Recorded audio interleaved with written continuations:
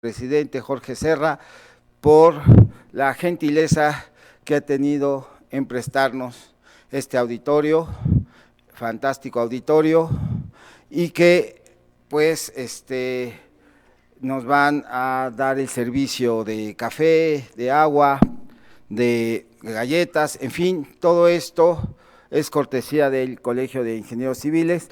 La cuota de recuperación que se les pidió a ustedes es para pagar las grabaciones que se van a hacer y que después estarán en la página del Instituto para la Seguridad de las Construcciones cuando quieran ustedes consultarlas. Entonces, nada más voy a recapitular un poquito sobre por qué estamos aquí. Esto es ya la parte final de todo un proceso que es la actualización de las normas técnicas complementarias, que inició hace más o menos 3 años y medio, para que todo con base en un programa que fue publicado en la Gaceta Oficial de la Ciudad de México, que se llama las reglas de operación de la Comisión para el Estudio y Propuestas de Reforma al Reglamento de Construcciones del Distrito Federal. En esas reglas de operación aparece todo muy detallado cuál es el proceso de actualización de las normas, y con este ciclo de pláticas, de conferencias, vamos a culminar con este proceso y vamos a iniciar el nuevo proceso. Ya a mediados de este año yo pienso que se inicia el nuevo proceso. Bueno, son varias pláticas que se van a dar. Vamos a iniciar con la de sismo, que está a cargo del coordinador del subcomité revisor de la norma técnica complementaria para el diseño por sismo, que es el doctor Amador Terán, quien él va a estar pues presentando a cada uno de sus ponentes. Todos ellos son especialistas que trabajaron dentro de este subcomité revisor, desde luego haciendo las propuestas correspondientes, coordinando cada una de estas propuestas con nosotros subcomités revisores, de tal manera que haya una armonía entre todas las normas técnicas. Al final del día, ya cuando el subcomité coordinador lo veía bien, las presentaba ante la Comisión para el Estudio de las Propuestas de Reforma y se aprobaban. Al final, pues fueron publicadas estas normas, la actualización de las normas el 6 de noviembre, y tienen 180 días de gracia para que pues los usuarios, que es la sociedad técnica, que son ustedes, los directores responsables de obra, los corresponsables en seguridad estructural, los diseños, los proyectistas en diseño estructural, pues se familiaricen con estas actualizaciones, las conozcan y que pues en un momento dado estén listos cuando empiece su aplicación, que se hará el 6 de mayo. El 6 de mayo pues inicia la aplicación de estas normas. Entonces, justo estos cursos son para que ustedes se familiaricen con las actualizaciones de cada una de las normas. Entonces, vamos a iniciar con esta norma que es la NTC Sismo, y que va a estar a cargo del doctor Amador Terán toda la presentación de las mismas. Muchas gracias por su asistencia. Iniciamos. Bueno, pues buenos días. Si ponemos la presentación, vamos a empezar capítulo por capítulo, en orden secuencial en cuanto a los cambios de la norma. Y antes que nada, pues un enorme agradecimiento a los miembros del comité, cuyo trabajo comprometido permitió hacer un buen planteamiento para las NTC Sismo de 2023. Digamos que la NT Sismo abreva de 2 obsesiones, son 2 obsesiones que tenemos como comunidad en el ámbito del diseño sísmico, y no son solo 2 obsesiones que existen en nuestro país, sino a nivel internacional. La primera yo la llamaría la obsesión por la estabilidad global, que cuantificamos con la ductilidad. ¿Y por qué somos tan obsesivos en aportar estabilidad global? Pues sencillamente con el nacimiento de los sistemas estructurales modernos, que son los que seguimos usando, y que nacieron a finales del siglo XIX, principios del siglo XX, con el advenimiento de la industrialización en el ámbito de la construcción, empezamos a construir muchos de ese tipo de sistemas estructurales, y en zonas sísmicas vimos fallas muy dramáticas, colapsos muy dramáticos, y con el tiempo entendimos que teníamos que detallar correctamente cada elemento estructural. Cada elemento estructural tiene que estar correctamente diseñado y detallado, lo mismo cada conexión, y también entendimos que tenemos que controlar ciertos excesos geométricos en nuestros sistemas estructurales. Con eso entendimos cómo aportar ductilidad global a los sistemas estructurales. Y nuestra obsesión entonces tiene que ver con hacer posible que los sistemas estructurales alcancen su resistencia lateral máxima, pero que mantengan esa resistencia lateral máxima a grandes deformaciones laterales. También entendimos que muchas veces el mundo real rebasaba nuestras expectativas de diseño y que entonces esa capacidad, esa estabilidad había que aportarla con un margen de seguridad, en caso, repito, de que lo que sucede en el mundo real rebasara nuestras expectativas de diseño.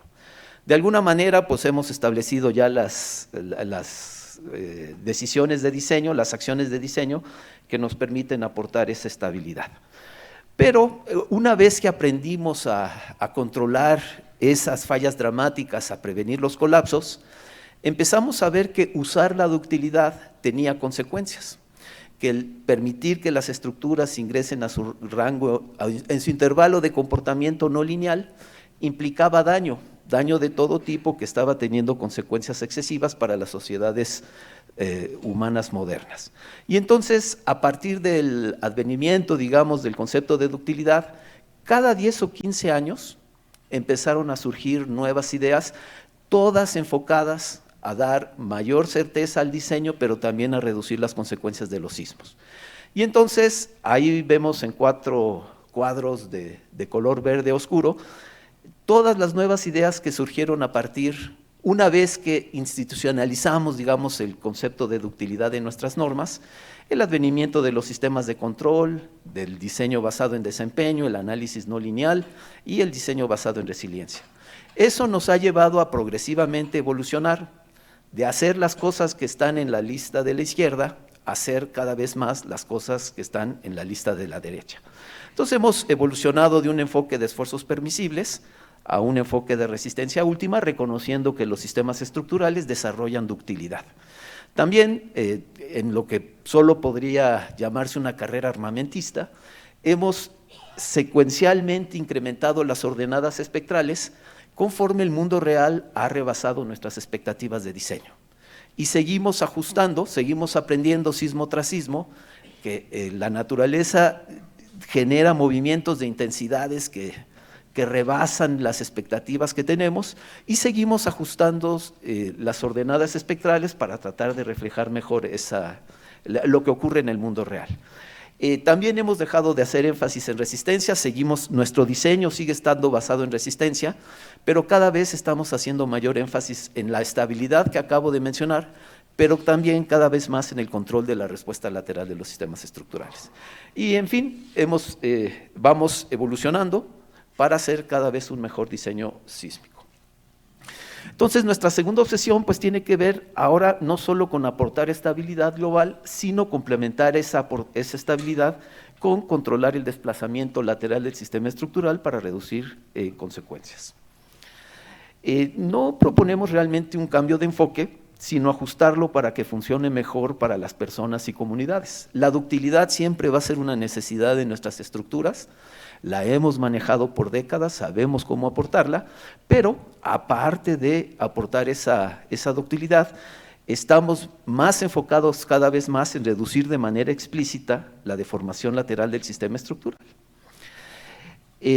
También existe una fuerte tendencia a hacer explícito el desempeño esperado. Antes nos bastaba con saber que el sistema estructural era seguro, sin saber en sí cómo se iba a comportar, qué tanto daño podía sufrir ese sistema estructural durante los sismos de diseño.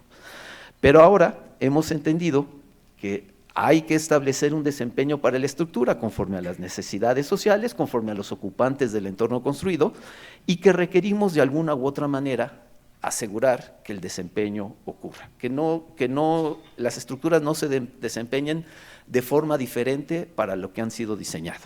Entonces, concepto clave para el diseño sísmico es la conexión entre las decisiones del ingeniero estructural y las consecuencias que esas decisiones tienen en el mundo real. Repito, antes bastaba con saber que el sistema estructural era seguro, pero ahora se requiere diseñar con la mayor certeza posible. Quiere decir que muchas veces vamos a tener que verificar el diseño para el desempeño buscado. En términos del enfoque general e implicaciones de la norma, pues sencillamente la norma por sismo de 2023 da entrada a esos cuadros verdes. Nuestro diseño había estado basado en ductilidad por décadas.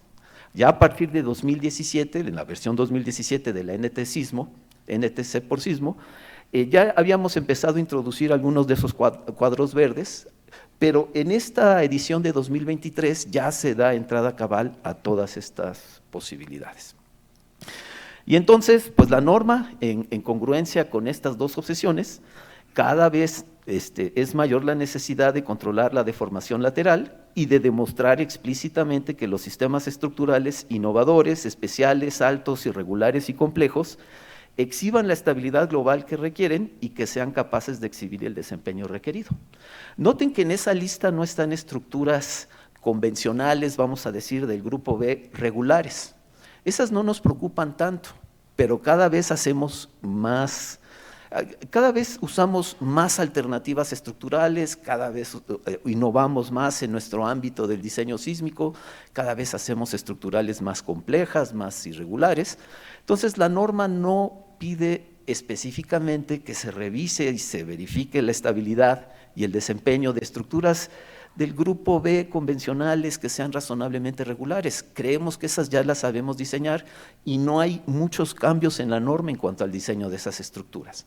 Son más bien todas estas nuevas alternativas que estamos usando cada vez más las que requieren nuestra atención, y como apenas vamos desarrollando experiencia alrededor de muchas de estas alternativas, pues requerimos tener la seguridad tanto de que tienen la estabilidad que se requiere como tienen la capacidad de controlar la respuesta dentro de los márgenes que se requiere. Entonces, en atención a las oportunidades que se abren en México en el ámbito del diseño sismo resistente, las normas por sismo pues, van a ser cada vez más flexibles, lo que va a requerir de un entendimiento más profundo y conceptual de sus requerimientos técnicos. En algún momento la norma se pudo haber usado sin haber cabalmente entendido qué se estaba haciendo. Cada vez más eso va a ser muy difícil, va a ser más y más difícil. El uso de la norma va a requerir un entendimiento profundo de dónde vienen sus requerimientos de diseño y para qué están planteados. Entonces, para 2023, la norma por sismo introduce un formato más transparente que permite conectar mejor las decisiones de diseño con el desempeño esperado del sistema estructural. Si se los tuviese que, digamos, mencionar de forma muy rápida, les diría que está enfocada a reducir las consecuencias de los sismos, a la vez que conserva el compromiso por la seguridad. La norma aporta mayor flexibilidad para caracterizar al sistema estructural y buscar el desempeño requerido. En la mayoría de los casos, estructuras regulares del grupo B, es el mismo procedimiento de diseño, solamente con criterios más claros de aplicación para evitar una interpretación incorrecta de la norma. Pero, en atención a todas esas nuevas oportunidades y esas nuevas cosas que estamos intentando, hay nuevos enfoques y alternativas estructurales para resolver proyectos innovadores, especiales, altos, complejos, esenciales, etc. Y debido a toda esta innovación que estamos haciendo posible, tal como lo dijimos antes, existe la necesidad en varios casos, y no, en el caso de estructuras innovadoras, especiales, altas, etcétera, de verificar el diseño con una evaluación basada en desempeño.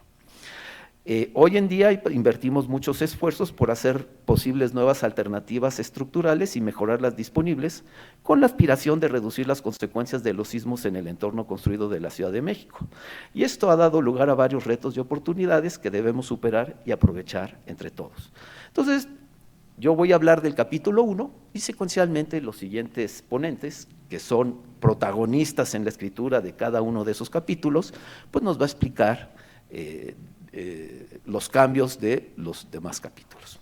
Entonces, les decía, a mí me toca el de criterios generales, y ese es digamos, el índice de los criterios generales. Me voy a concentrar en los cambios. Digamos, muchas de las cosas permanecieron como están, pero hay otros temas que cambiaron. En este curso vamos a hacer énfasis en los cambios y tratar de explicar el porqué de los cambios.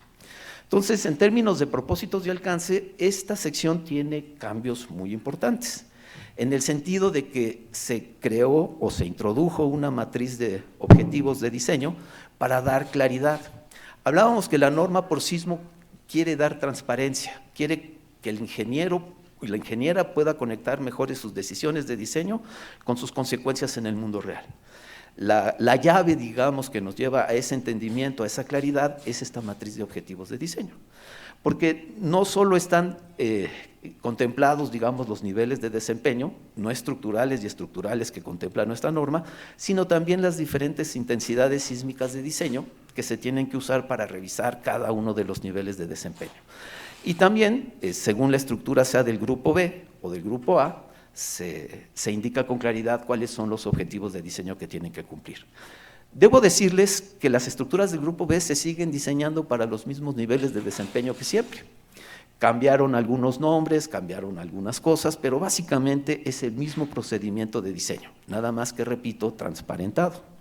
Sin embargo, las estructuras del grupo A, como podrán ver ahí, tienen una condición de diseño que no tenían antes, que es que deben permanecer en ocupación inmediata. Ese es un criterio de diseño estructural para la intensidad sísmica base de diseño. Quiere decir que tienen que salir básicamente sin daño, mantenerse en un rango de comportamiento elástico, y no sé si pueden apreciar ahí en el cuadro que dice ocupación inmediata para la intensidad sísmica base de diseño, trae un número 4 con el grupo A y tiene ahí un valor de Q de 1. Indicando que la expectativa es que el sistema estructural permanezca elástico. Esta condición de diseño es mucho más estricta que las condiciones de diseño que se tenían para las estructuras del grupo A. Y entonces, sencillamente va a imposibilitar, en algunas circunstancias, que en mi opinión son correctas, el diseño de estructuras del grupo A. Por ejemplo, si estamos en la zona del lago y la estructura del grupo A tiene un periodo dominante, un periodo fundamental de vibrar cercano al periodo dominante del terreno, no se va a poder resolver esa estructura con un sistema convencional, se tendría que usar un dispositivo de control o usar algunas otras alternativas. Entonces, va a ser mucho más estricto el diseño de las estructuras del grupo A de lo que fue antes, pero por buena razón, tratar de que se mantengan sin daño después de la intensidad sísmica base de diseño. Ahora, hablando de esta transparencia, no lo voy a leer, pero ahí están, digamos, una descripción de los distintos niveles de desempeño. Hay un nivel de desempeño no estructural y ahora se le ha añadido la palabra no estructural para que se entienda que cuando se revisa el sistema estructural no se está revisando el sistema estructural en sí mismo, sino en relación a cómo se está comportando los elementos no estructurales. Entonces, el hecho de que el sistema estructural requiera de cierta rigidez para controlar su distorsión, para controlar el daño no estructural, no viene por una necesidad del sistema estructural, sino por la necesidad de que los elementos no estructurales no sufran daño excesivo. Y luego hay 3 niveles de desempeño estructurales, que son el de ocupación inmediata, y no lo voy a leer, solo voy a mencionar seguridad de vida y prevención de colapso. La norma, en este afán de transparencia, no solo quiere tener una descripción cualitativa de qué implica cada nivel de desempeño estructural, sino trata de aportar medidas cuantitativas de cómo entender cómo se satisfacen esos niveles de desempeño. Y básicamente esos niveles de desempeño se satisfacen controlando la deformación lateral. También hay que diseñar las fuerzas internas de los elementos estructurales, pero el control de deformación es algo muy enfático en esta nueva norma. Decíamos que estábamos cambiando de un enfoque basado en resistencia a un enfoque basado en estabilidad y control. Entonces, esta norma está muy, muy enfocada al control de la deformación lateral. Y entonces, la norma tiene esta figura donde nos explica que para satisfacer ocupación inmediata, básicamente hay que dejar a la estructura elástica. Esa bolita verde que está en el límite del comportamiento elástico sería la deformación lateral máxima que permitiéramos en un sistema estructural si va a satisfacer ocupación inmediata. La bolita amarilla corresponde a seguridad de vida, y si ustedes pueden ver, la condición es que si queremos satisfacer seguridad de vida, que si vemos en el paréntesis de abajo, dice que también es un criterio de reparabilidad. La condición es que la deformación lateral de la estructura no rebase aquella para la cual alcanza su resistencia máxima. Y prevención de colapso no es una condición de diseño, ahí ya no alcanza a verse, pero prevención de colapso es una evaluación que se puede hacer a petición del cliente. Y sobre todo en el ámbito de las estructuras altas, muchas veces se pide esa revisión. Pero entonces básicamente ahí están indicadas con la bolita verde y la bolita amarilla los criterios en términos de deformación que se tienen para satisfacer los niveles de ocupación inmediata y seguridad de vida. ¿Cómo se vería más o menos la deformación de una estructura del grupo B? Pues debe satisfacer limitación de daños, repito, ese es un criterio no estructural, implica requerimientos de rigidez en la estructura, pero está enfocado al control de daño no estructural. Entonces, para sistemas estructurales tipo marco, por ejemplo, la expectativa es que la deformación lateral del sistema estructural sea mucho menor que la asociada al límite de comportamiento elástico. Y para la intensidad sísmica base de diseño, no se permite que la estructura rebase su punto de resistencia máxima. Para una estructura del grupo A, esas serían, digamos, sus dos condiciones de diseño, que para la intensidad sísmica base de diseño, que es una intensidad muy alta, la estructura permanezca elástica, y para lo que llamamos ahora la intensidad sísmica infrecuente, la estructura no rebase la deformación asociada a su resistencia máxima. Hablando de la flexibilidad, porque en la introducción dijimos que el formato de la norma es flexible, se deja abierta la posibilidad a que el director, haciendo alusión al director responsable de obra, de acuerdo con el cliente, con el dueño, utilice un sistema estructural diferente, más eficiente, más competente para controlar la deformación lateral, con el fin de reducir las consecuencias de los sismos. Pero ahora es muy clara la norma que cualquier cosa que hagamos con un sistema estructural que no esté contemplado explícitamente en su formato de diseño, se debe sustentar la solución propuesta con una evaluación basada en desempeño llevada conforme a lo indicado en el capítulo 14. Y entonces esta evaluación basada en desempeño tiene que hacerse a satisfacción del instituto, tiene que llevarse conforme a la norma, pero el instituto la tiene que revisar y tiene que avalar que esta solución estructural innovadora, diferente, que no está contemplada en nuestra norma, satisface los criterios de seguridad y de desempeño que están contemplados en la misma. En cuanto a requisitos generales, en la sección 2, básicamente el inciso 1.2.1 se mantiene bastante parecido, nada más que aparece una cuarta tabla, que ahí les destaco con color verde. Las tres primeras, la 4.3.1, 4.3.2 y 4.3.3 es para estructuras de concreto, estructuras de acero, estructuras de mampostería, y se añadió una tabla para estructuras de madera. Entonces ahora existe una cuarta tabla y el doctor Bernardo Gómez nos platicará un poquito más de estas tablas. Y otra vez ahí nos vuelve a explicar que si vamos a usar un sistema estructural que no está contenido en las tablas, tenemos que sustentar por medio de una evaluación basada en desempeño que se lleve de acuerdo con el capítulo 14. Y básicamente en el comentario, pues la norma dice que reconocemos que hay una continua evolución de los sistemas constructivos y de las formas arquitectónicas, y debido a eso no se prohíbe el empleo de otros sistemas o de diferentes combinaciones de los existentes, pero se exige en la documentación que se entrega al instituto que se satisfacen los criterios que acabo de resumir en la tabla de objetivos de diseño.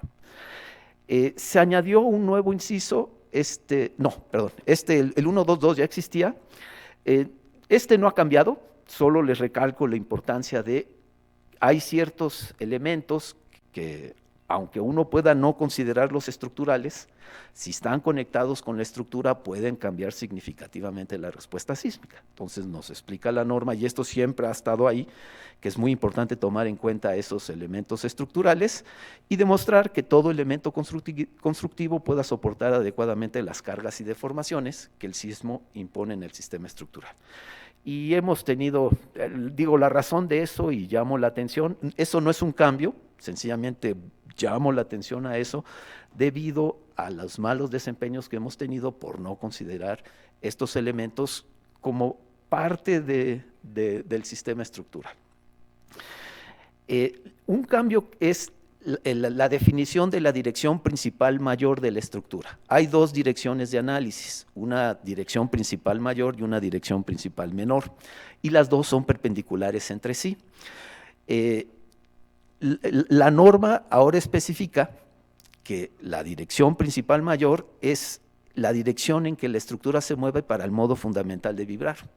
Entonces, gráficamente yo podría establecer, con ayuda de mis programas de análisis, ver cómo se mueve la estructura, en qué dirección se mueve para su modo fundamental de vibrar, y esa sería la dirección principal de análisis. No necesariamente esa dirección va a tener ninguna correspondencia pues, con las direcciones X y Y que uno pudo haber elegido para establecer la geometría de su sistema estructural. ¿Por qué es la dirección principal mayor la dirección en que se mueve el modo fundamental de vibrar? Por definición, el modo fundamental de vibrar identifica la dirección en donde el sistema estructural tiene mayor flexibilidad. Y dado que la estructura tiene mayor flexibilidad en esa dirección, es muy posible que en esa dirección se deforme más. Dado el énfasis de esta norma en el control de deformaciones, queremos maximizar la deformación lateral del sistema estructural para asegurarnos que en su dirección más crítica no se deforme más allá de lo que debe según nuestros límites de distorsiones. Y en cuanto al diseño, la norma no solo pide la revisión de distorsiones, sino el diseño de cada elemento estructural y detallado según el sistema estructural que se haya elegido. Y bueno, pues eso se sigue haciendo como siempre. La norma indica que hay que hacer una combinación de carga conforme a lo que indica la norma técnica de criterios. Y esto pues sigue siendo igual, que hay que verificar tanto a la estructura como cimentación para que puedan resistir las fuerzas cortantes y axiales, momentos flexionantes y torsionantes y momentos de volteo inducidos por sismo, combinados con las de otras acciones que deben considerarse según lo previsto en las normas técnicas de criterios. Y solo llamar la atención de que una de las acciones sobre la cimentación que tenemos que poner especial atención pues son axiales productos del momento basal. Tenemos que asegurarnos que podamos bajar el momento basal y los cortantes, pero muchas veces esos axiales son un reto bajar esos axiales y hay que tenerlo en cuenta.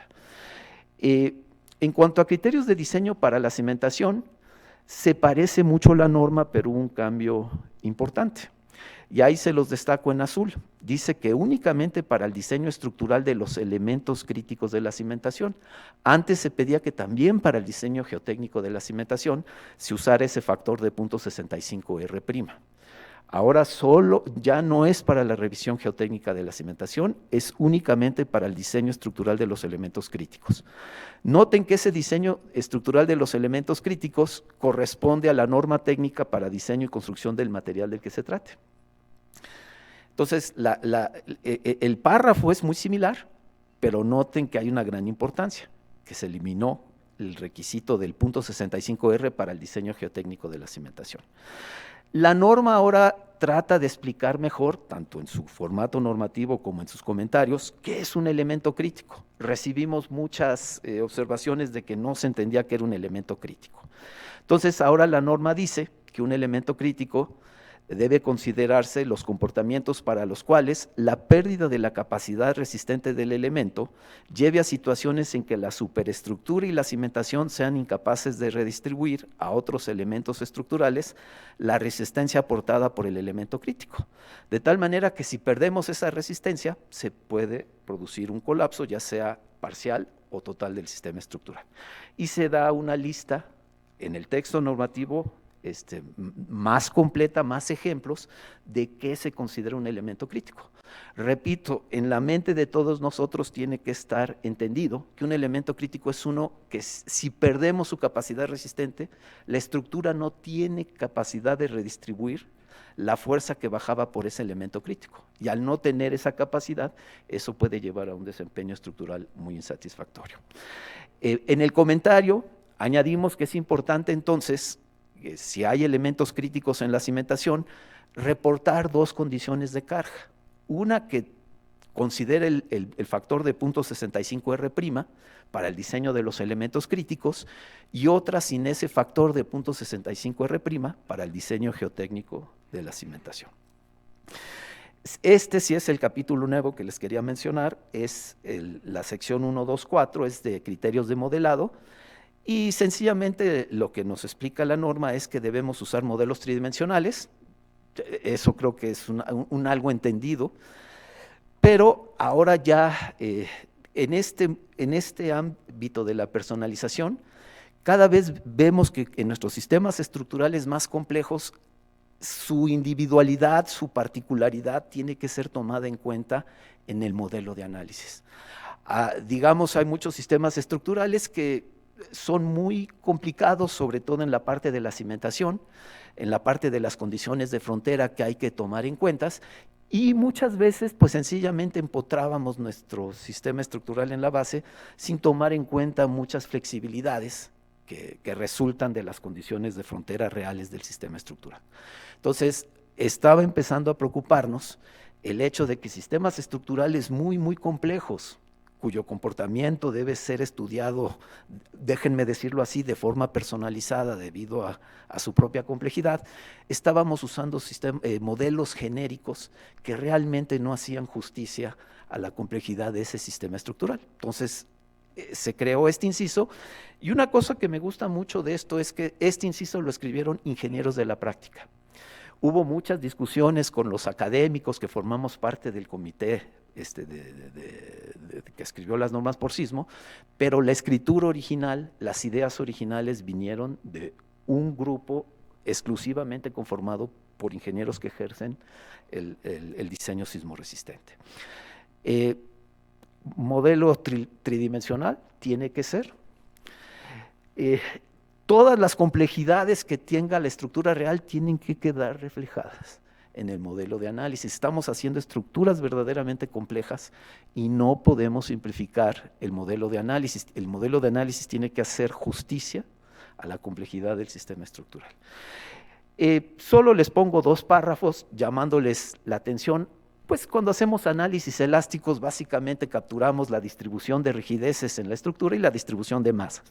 Entonces, digo, más allá de que este capítulo dice muchísimas cosas en términos de condiciones de frontera, condiciones de cómo se revisa el modelo estructural, etcétera, pero ahí les pongo, digamos, que las rigideces no las define la norma por sismo. Para saber cómo modelar las rigideces de los elementos estructurales, hay que ir a la norma técnica para diseño y construcción del material del que se trate. Por ejemplo, los elementos de concreto solemos considerar su agrietamiento cuando los modelamos, y entonces pues ese nivel de agrietamiento está considerado en la norma por sismo. Igual las masas sísmicas. Una de las preocupaciones de este comité es que muchas veces no se consideran todas las masas que se deben considerar en el modelo de análisis. Entonces, se hizo una muy buena descripción de cómo todas las masas que se tienen que tomar en cuenta. En cuanto a las zonas, pues ahora teníamos zonas de lomas, de transición y de lago, se cambiaron a zonas A y B, C. Las zonas A y B están definidas en función del periodo dominante del terreno. Y ustedes dirán, ¿por qué cambiamos eso? Pues nos dimos cuenta que hay zonas de transición que se comportan como si fueran zonas de lago, o sitios en zonas de transición que se comportan como se comportaría típicamente un sitio en la zona del lago, o sitios en la zona del lago que se comportan como típicamente se comportaría un suelo de transición. Entonces, para tratar de establecer que lo que nos importa son las propiedades dinámicas de la respuesta del sitio, entonces cambiamos la clasificación a zonas A y B, C. Están muy correlacionadas con las zonas de lomas, de transición y de lago, pero no sé si ven que las zonas A, B y C se definen en función del periodo dominante del terreno. Y entonces Claramente estas zonas sísmicas tienen correspondencia muy cercana a la zonificación geotecnia, pero hay veces que aunque yo esté en la zona de transición, voy a tener que tratar el sitio como si fuera zona C, sencillamente porque tiene una amplificación inusualmente alta para la zona de transición. El SACID, ¿de dónde sacamos el periodo dominante del terreno para clasificar al sitio en ABC? El SACID nos reporta ese periodo.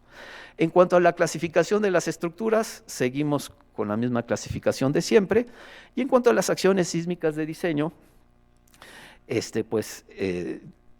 SACID, digamos el sistema de acciones sísmicas de diseño, de ahí vamos a sacar nuestros espectros de diseño, y la norma considera espectros para 3 intensidades sísmicas, la frecuente, la base de diseño y la infrecuente, y cada una de esas tiene periodos de retorno respectivamente de 20, 250 y 475 años.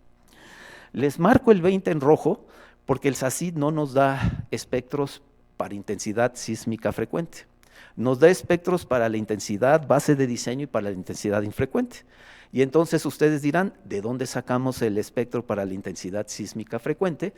Tomamos el base de diseño que nos da el SACID, lo tenemos que cargar a una hoja de cálculo y multiplicarlo por un factor que la norma llama KS y que va entre 1/4 y 1/6. Y básicamente ahí vemos 2 espectros que nos da el SACID, el rojo, que sería el espectro de diseño, son las expectativas de diseño, ese sería el espectro elástico sin reducir, y luego está el espectro de peligro uniforme, también elástico sin reducir, que es lo que esperamos. Entonces, una cosa es para lo que diseñamos y otra cosa es la que esperamos. No sé si lo ven que hay una diferencia entre los espectros rojo y el espectro azul. Entonces, hay una serie de consideraciones que hacen que el espectro de diseño a veces tenga ordenadas espectrales sustancialmente mayores que las del peligro uniforme. Pero entonces hay que dividir, digamos, en nuestra mente que una cosa es para la que diseñamos y otra cosa es para lo que esperamos que suceda. Y que siempre diseñamos por encima de lo que esperamos que suceda. Que los espectros de diseño se obtienen del SACID, que ha sido desarrollado específicamente para la aplicación y que el doctor Dani Arroyo en la tercera sesión nos va a explicar los cambios y por qué los cambios del SACID. Luego está el asunto de la reducción de las fuerzas sísmicas y pues sabemos que nuestras metodologías de análisis, básicamente las que vamos a estar usando cotidianamente, es el análisis dinámico modal espectral y el análisis estático. Y esas se hacen con los espectros de diseño del SACID y la norma contempla hasta 2 reducciones, una por sobreresistencia y una por comportamiento plástico. Por sobreresistencia el factor de reducción cambió de nombre, antes se llamaba R, ahora se llama R'. Y por comportamiento plástico, por ductilidad, sigue conservando el mismo nombre, Q'. Entonces ahí se puede ver en azul la reducción por sobreresistencia y en verde la reducción por ductilidad. En cuanto a la revisión de los desplazamientos laterales, aquí hay cambios que vale la pena resaltar. Se escribió con mucho mayor cuidado todas las cosas, la definición de lo que es una distorsión, que es la diferencia entre los desplazamientos laterales de los pisos consecutivos que lo delimitan, dividida entre la diferencia de elevaciones correspondientes. Y también se reescribió con mucho cuidado todas las cosas que se tienen que tomar en cuenta para el cálculo de la distorsión. Pero lo que no ha cambiado es que la distorsión se tiene que tomar la máxima de todo el entrepiso. Hay diferentes elementos verticales y cada elemento vertical puede tener su propia distorsión. ¿Por qué? Pues por cuestiones de que el torsión en planta del sistema estructural. Entonces hay que considerar la mayor distorsión en el elemento vertical, que en ese caso se correspondería al elemento vertical crítico. Y entonces con esta distorsión se pueden revisar, esto cambió, se revisa diferente la distorsión si estoy considerando el nivel de desempeño de seguridad de vida, que si estoy revisando el nivel de desempeño de ocupación inmediata. ¿Por qué? Porque en seguridad de vida el espectro de diseño se reduce 2 veces, por R' y por Q'. Y entonces, cuando yo estoy revisando la distorsión de seguridad de vida, las distorsiones que obtengo con las fuerzas reducidas de diseño, las tengo que multiplicar por Q y R'. No por Q', es un tema que siempre sale La multiplicación es por Q y por R'. El espectro de diseño se reduce por Q', pero las distorsiones se multiplican por Q. Y entonces esas distorsiones magnificadas por Q y R' no deben exceder los valores especificados de la tabla del capítulo 4 correspondiente para la distorsión de seguridad de vida. Ese es otro cambio. Antes solo había una distorsión máxima, ahora hay una distorsión de seguridad de vida y otra de ocupación inmediata. Ahí nos explica lo que es Q y el R', pero otra precisión que se hizo, porque muchos ingenieros no tenían claridad en cuanto a esto, es que se deben considerar los factores de carga prescritos por las NTC criterios durante el análisis para el cálculo de la distorsión. En otras palabras, cuando calcule las distorsiones tengo que usar el factor de 1,1 que especifica las NTC criterios para el análisis por sismo. Entonces, básicamente, ahí si ustedes lo ven en amarillo, arriba del marquito, dice que hay unos desplazamientos reducidos. Y que esos desplazamientos los llamamos reducidos porque se calcularon con unas fuerzas reducidas por Q' y R'. Noten que la reducción de las fuerzas están dadas en Q'.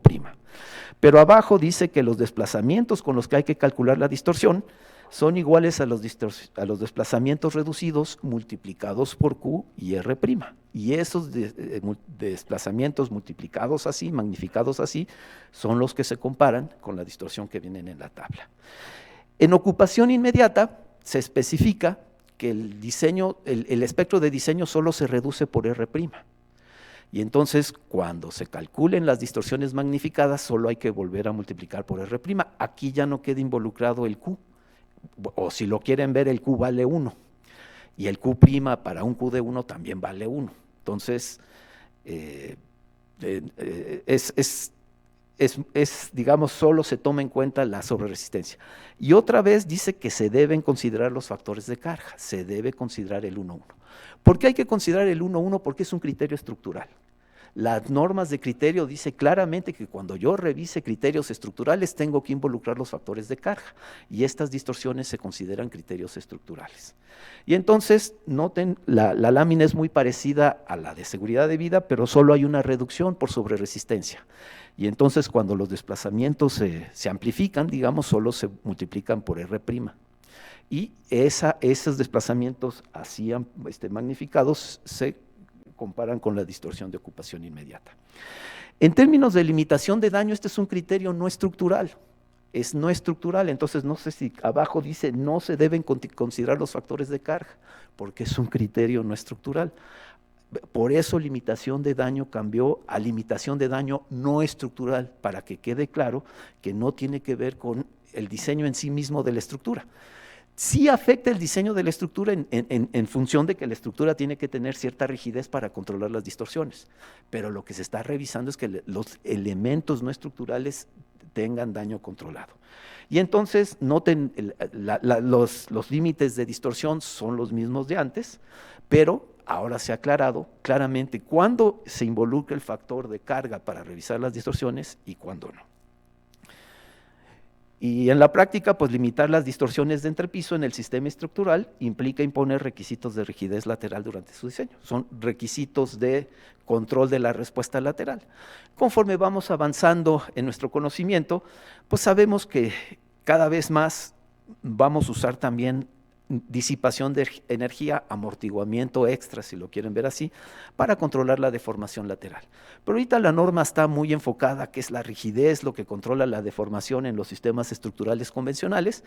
Es muy probable que en las siguientes versiones de las normas cada vez demos entrada a que se tiene que controlar la respuesta lateral y que no necesariamente eso tiene que ver con la rigidez, que también tenemos como alternativa el amortiguamiento, pero ahorita como está escrita la norma, da a entender que con la rigidez lateral es que se controla la deformación lateral. Y que para los desplazamientos laterales y las distorsiones para la intensidad sísmica base de diseño, pues se emplean para revisar los requisitos de separación. Que para revisar la separación con edificios colindantes, ¿qué intensidad sísmica uso? La base de diseño. Finalmente, para separación de edificios colindantes, la norma se mantiene muy similar, pero se establece una distancia mínima. si se acuerdan, para establecer la distancia del paño o de la fachada del edificio al lindero, sencillamente se calculaban las deformaciones laterales y esas deformaciones laterales se usaban para definir la colindancia. Ahora se ha establecido que por lo menos esa distancia sea 5 centímetros y que si hay dos cuerpos de un mismo edificio, que esa separación sea de 10 centímetros. Bueno, pues con eso terminamos la parte de criterios y dejamos algunos minutos para ver si tienen preguntas ahorita del capítulo 1. Cada capítulo va a tener espacio para preguntas. Sé que tienen preguntas de toda la norma, pero ver si nos podemos concentrar en dudas que tengan del capítulo 1, que son criterios de diseño. Sí, Juan Manuel. Para la revisión de desplazamientos hay que considerar el 30% en una dirección, el 100% en una y el 30% en otra. Pero esto afectado por el 1.1. Sí, digamos que tú tienes una condición de carga que es 100% del sismo en una dirección de interés y 30%. El 30% normalmente también va a incrementar la distorsión vamos a decir que estás revisando la distorsión en la dirección X. Entonces tienes 30% del sismo en la dirección Y, pero ese 30% te puede producir desplazamientos en dirección X. Aparte de eso es el 1.1. Lo que sí, quizás aprovecho tu pregunta para que quede muy claro, lo que tú revisas son solo las distorsiones en X, porque simultáneamente el edificio se va a estar desplazando en dirección Y. Entonces no tienes que sacar una componente de distorsiones, no tienes que sacar la distorsión en X al cuadrado más la distorsión en Y al cuadrado y sacar una distorsión resultante. No, es dada la carga perpendicular y todos los efectos de torsión, tú solo te fijas en la distorsión en X, la multiplicas en 1.1 y esa es la que se revisa contra los límites de la tabla. Sí, doctor.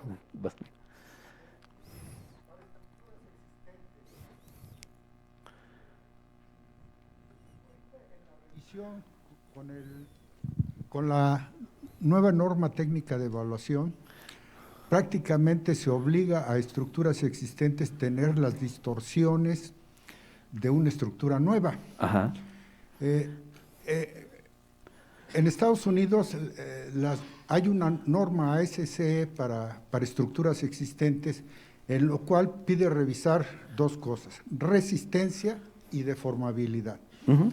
Y como conclusión tiene ahí una que si no cumple deformabilidad, con que cumpla resistencia es suficiente.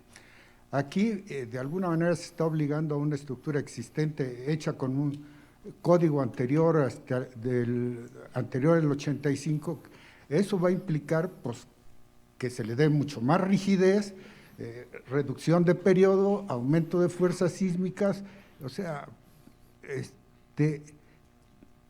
¿por qué no se llegó a una conclusión respecto a estructura existente de la deformabilidad? Porque el ASCE marca una deformabilidad diferente para estructura nueva que para estructura existente. Uh-huh. Aquí se obliga a que sea de una estructura nueva. A ver, déjeme comentarle que me da la oportunidad su pregunta para decir que la norma por sismo solo aplica para edificaciones nuevas y que la norma por sismo en su sección 1.1 dice para estructuras existentes usted tiene que hacer referencia a la norma de evaluación y rehabilitación.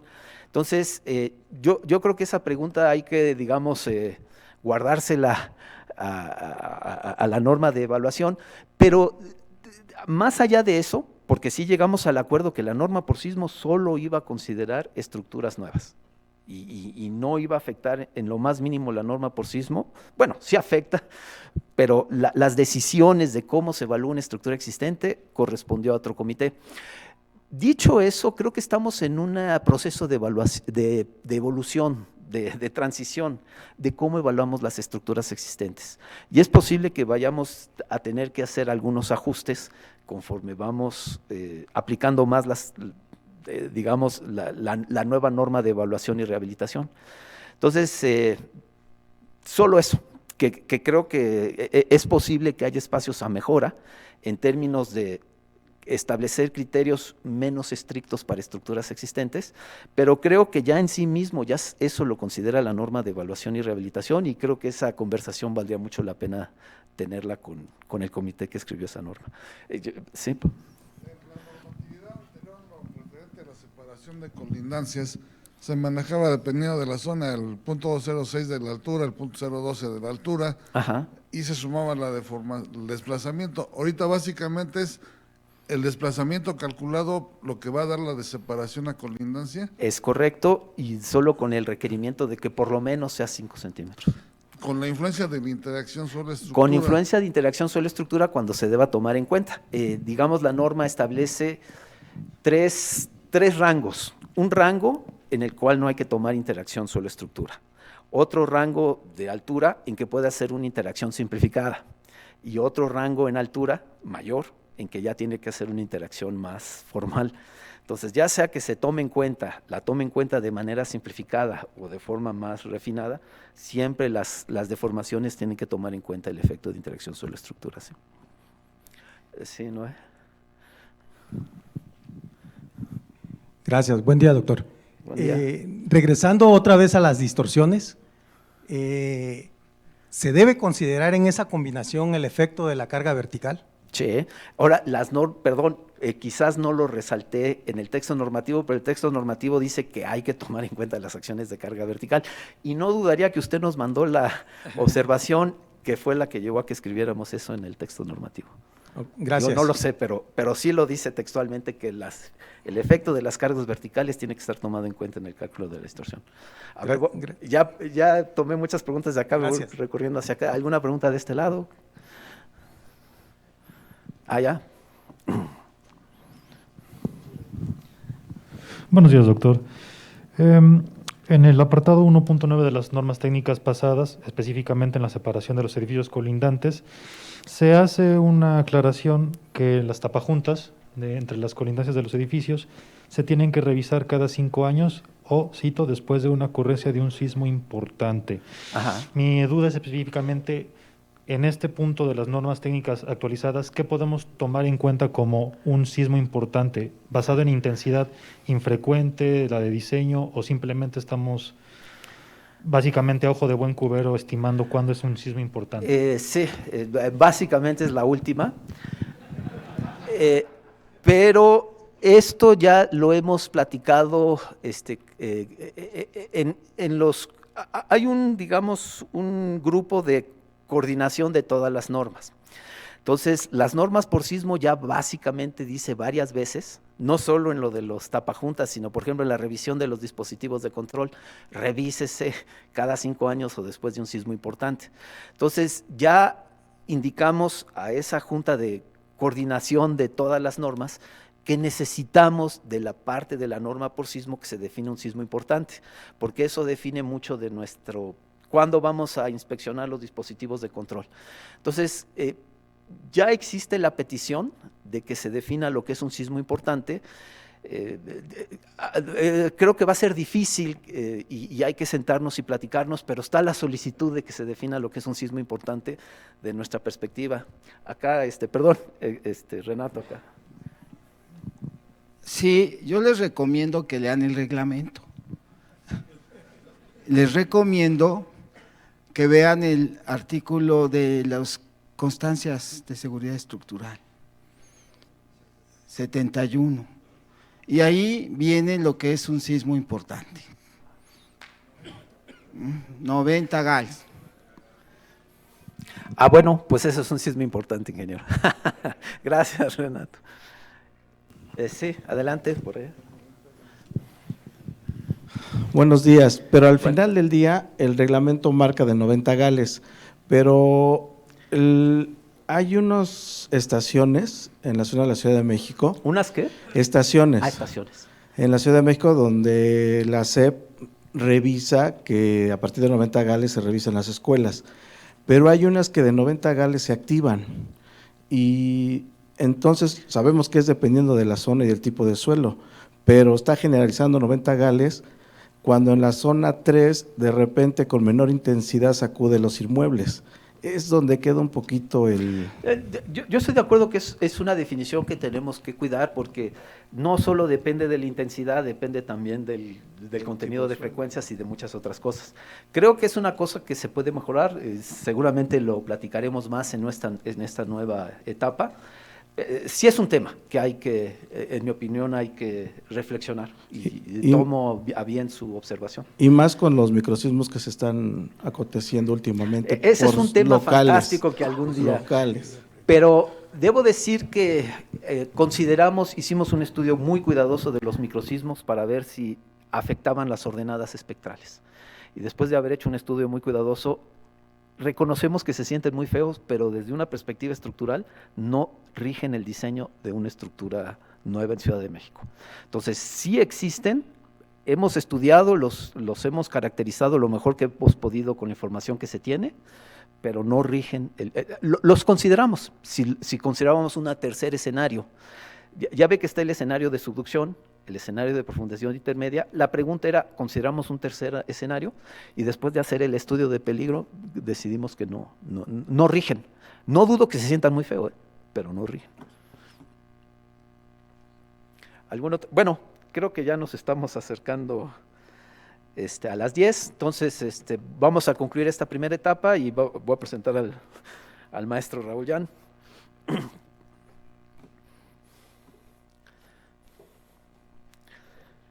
Bueno,